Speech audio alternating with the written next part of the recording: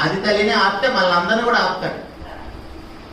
ఇప్పుడు ఆమెనే ఆపలేదు, మన తండ్రినే ఆపలేదు, మనల్ని ఎందుకు ఆపుతాడు?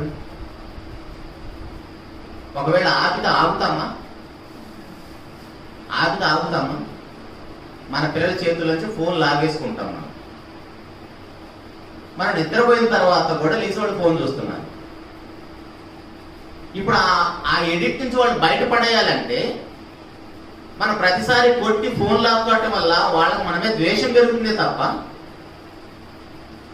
దాని నుంచి వాళ్ళు బయటపడరు.